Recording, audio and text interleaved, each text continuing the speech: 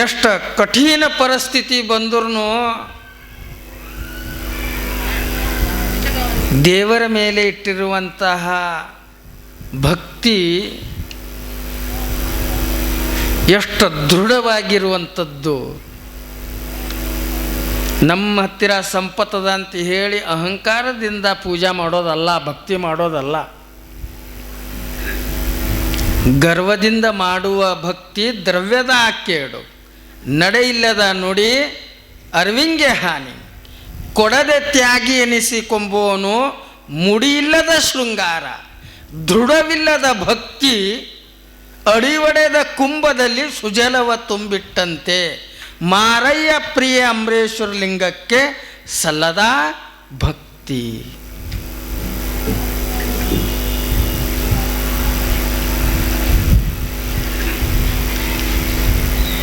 ಭಕ್ತಿ ಹೆಂಗಿರ್ಬೇಕು ಅನ್ನೋದನ್ನ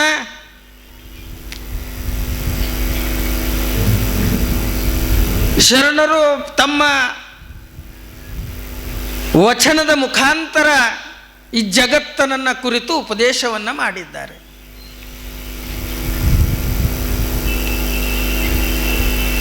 ದೃಢವಿಲ್ಲದ ಭಕ್ತಿ, ಗಟ್ಟಿ ಇಲ್ಲದ ಭಕ್ತಿ,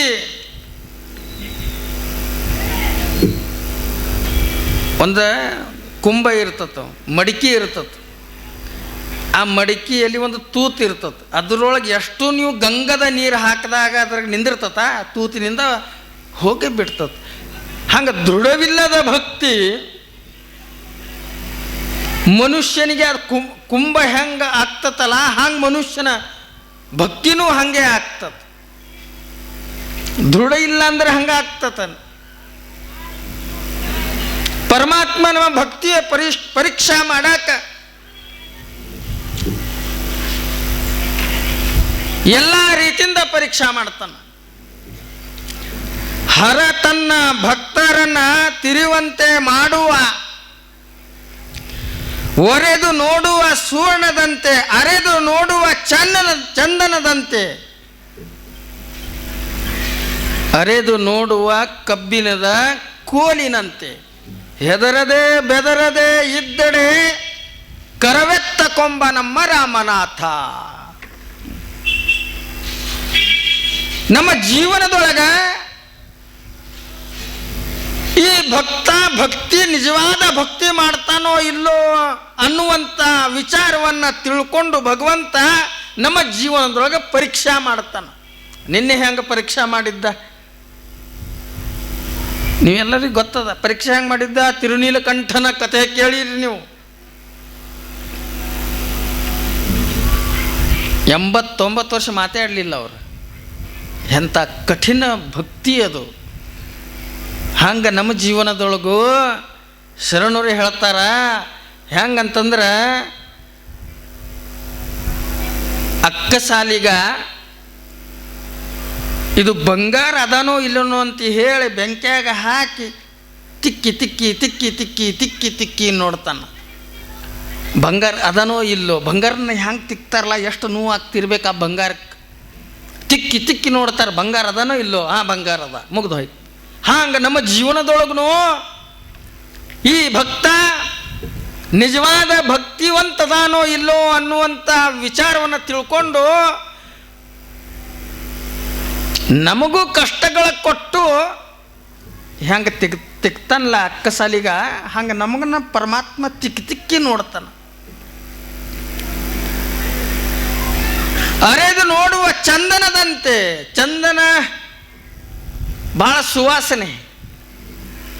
ಬರೀ ಚಂದನ ಕಟ್ಟಿಗೆ ಇಟ್ಟಿದ್ರಲ್ಲ, ಹ್ಯಾಂಗ್ಯಾಂಗೆ ನಾವು ತಿಕ್ತೇವಲ್ಲ ಹಂಗಂಗೆ ಸುಮಧುರವಾದ ಸುವಾಸನೆ ಬರ್ತದ. ಗಂಧ ಹಚ್ಕೋಬೇಕಂದ್ರೆ ಚಂದ ತಿಕ್ಕಬೇಕಾಗ್ತದೆ. ಹಂಗೆ ನಾವು ಹ್ಯಾಂಗೆ ತಿಕ್ತೇವಲ್ಲ ಹಂಗೆ ನಮ್ಮ ಜೀವನದೊಳಗೂ ಕಷ್ಟಗಳು ಕೊಟ್ಟು ನೋಡ್ತಾನ ಭಗವಂತ, ದುಃಖಗಳು ಕೊಟ್ಟು ನೋಡ್ತಾನ ಭಗವಂತ, ಆಪತ್ತು ಕಾಲನ್ನು ಕೊಟ್ಟು ನೋಡ್ತಾನ ಭಗವಂತ. ತಿಕ್ಕಿ ತಿಕ್ಕಿ ತಿಕ್ಕಿ ತಿಕ್ಕಿ ನೋಡ್ತಾನ. ಒಂದು ಕಬ್ಬಿಣದ ಕೋಲದ ಅಂತ ತಿಳ್ಕೊರಿ. ಅದಕ್ಕೊಂದು ಆಯುಧ ಮಾಡಬೇಕಾಗಿತ್ತು ಅಂತಂದ್ರೆ, ಶಸ್ತ್ರ ಮಾಡಬೇಕಾಗಿತ್ತು ಅಂತಂದ್ರೆ ಎಷ್ಟು ಅಕ್ಕ ಸಾಲಿಗೆ ಹೊಡೆದ ಚೂಪ ಮಾಡುತ್ತಾನ. ಹಂಗೆ ನಮ್ಮ ಜೀವನದೊಳಗೂ ಹಂಗೆ ಪೆಟ್ಟು ಬಿದ್ದೇ ಬೀಳ್ತತ. ಭಕ್ತಿ ಮಾಡೋರಿಗೆ ಕಷ್ಟಗಳು ಬರ್ತಾವ. ಇವನು ಪರೀಕ್ಷಾ ಮಾಡಬೇಕಂತ ಹೇಳಿ ಅರೆದು ನೋಡುವ ಕಬ್ಬಿಣದ ಕೋಲಿನಂತೆ ಹೆದರದೆ ಬೆದರದೆ ಇದ್ದಡೆ ಕರವೆತ್ತಿಕೊಂಬ ನಮ್ಮ ರಾಮನಾಥ.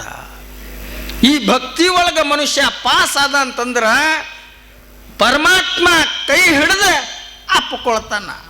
ನನ್ನ ಭಕ್ತ ಪರಿಪೂರ್ಣವಾಗಿರುವಂಥ ನನ್ನ ಭಕ್ತ ಅದನಂತ ಹೇಳಿ ಕೈ ಎತ್ಕೊಳ್ತಾನ.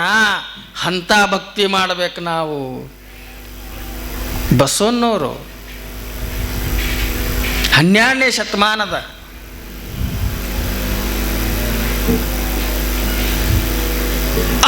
ಅವರಿಗೆ ಸ್ವತಃ ಭಕ್ತಿ ಭಂಡಾರಿ ಬಸವಣ್ಣ ಅಂತ ಅವ್ರವ್ರು ಹೇಳಿಸ್ಕೊಂಡಿಲ್ಲ, ಜನ ಹೇಳಿದರು. ಭಕ್ತಿ ಭಂಡಾರಿ ಬಸವಣ್ಣ, ಭಕ್ತಿಯ ಸಮ್ರಾಟ ಬಸವಣ್ಣ,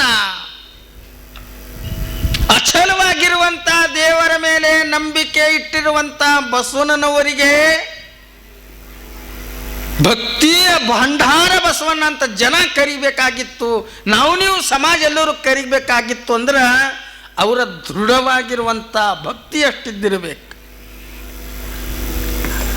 ಅಷ್ಟು ಭಕ್ತಿವಂತಿದ್ದರೂ ಸಹಿತ ಭಕ್ತಿ ಇಲ್ಲದ ಬಡವನಾನಯ್ಯ ಕಕ್ಕಯ್ಯನ ಮನೆಯಲ್ಲಿ ಬೇಡಿದೆ, ಚೆನ್ನಯ್ಯನ ಮನೆಯಲ್ಲಿ ಬೇಡಿದೆ, ಎಲ್ಲ ಪುರಾತನರ ಮನೆಯಲ್ಲಿ ಬೇಡಿದೆ. ಎನ್ನ ಭಕ್ತಿಯ ಪಾತ್ರೆ ತುಂಬಿತ್ತು ನೋಡ ಕೂಡಲ ಸಂಗಯ್ಯ. ಚೆನ್ನಯ್ಯನ ಭಕ್ತಿ ಭಂಡಾರಿ, ಭಕ್ತಿಯ ಸಮ್ರಾಟ್ ಅಂತ ನಾವು ಕರೆದಿದ್ದೇವೆ. ಆದರೆ ಅವರು ಹೇಳ್ತಾರ ಭಕ್ತಿ ಇಲ್ಲದ ಬಡವನಾನಯ್ಯ ಕಕ್ಕಯ್ಯನ ಮನೆಯಲ್ಲಿ ಬೇಡಿದೆ, ಚೆನ್ನಯ್ಯನ ಮನೆಯಲ್ಲಿ ಬೇಡಿದೆ, ದಾಸಯ್ಯನ ಮನೆಯಲ್ಲಿ ಬೇಡಿದೆ, ಎಲ್ಲ ಪುರಾತನರ ಮನೆಯಲ್ಲಿ ಬೇಡಿ ಎನ್ನ ಭಕ್ತಿಯ ಪಾತ್ರೆಯ ತುಂಬಿತ್ತು ನೋಡ ಕೂಡಲ ಸಂಘ. ಎಂಥ ಭಕ್ತಿ! ನಾ ಭಕ್ತಿವಂತದೇನೆ, 196 ಜಂಗಮರಿಗೆ ಪ್ರತಿನಿತ್ಯ ದಾಸೋಹ ಮಾಡಿಸ್ತೇನೆ ಅಂತೇಳಿ ಅಹಂಕಾರದಿಂದ ಎಲ್ಲಿ ಭಕ್ತಿ ಮಾಡಿಲ್ಲ.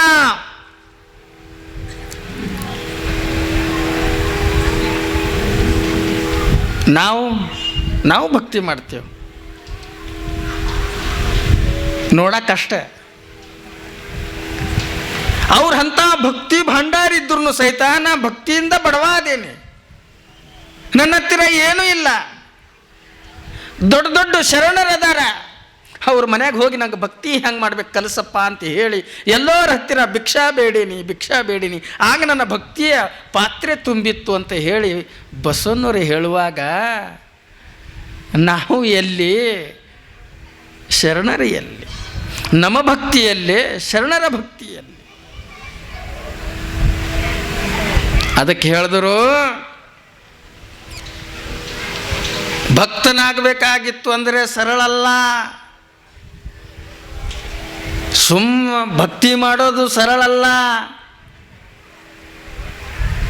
ಎಂಥ ಭಕ್ತಿ ಇರಬೇಕು, ಎಂಥ ಭಕ್ತಿ ಇರಬೇಕು. ಅರೆ ಭಕ್ತರಾದವರ ನೆರೆಬೇಡ, ಹೊರೆಬೇಡ, ದಾರಿ ಸಂಗಡ ನುಡಿಯಲು ಬೇಡ. ಕೂಡಲ ಸಂಗಣ ಶರಣರ ಅಚ್ಚ ಲಿಂಗಕ್ಕೆಂಗೆ ತೊತ್ತ ಹಗಿಯುವುದಯ್ಯ. ಅರೆ ಭಕ್ತರಾದವರ ಅರ್ಧ ಮರ್ಧ ಭಕ್ತರ ಹತ್ತಿರ ಇರಕ್ಕೆ ಹೋಗಬೇಡ್ರಿ. ಅರ್ಧ ಮರ್ಧ ಅರೆ ಭಕ್ತರಾದವರ ನೆರೆಬೇಡ. ಅರ್ಧ ಮರ್ಧ ಭಕ್ತರು ಯಾವಾಗಲೂ ಡೇಂಜರ.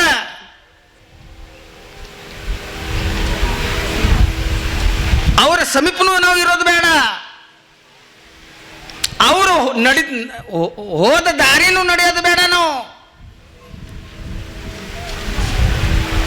ಅವ್ರ ಜೊತೆಗೆ ಮಾತನೂ ಬೇಡ, ದೂರ ನುಡಿಯಲು ಬೇಡ, ದಾರಿ ಸಂಗಡ ಬೇಡ.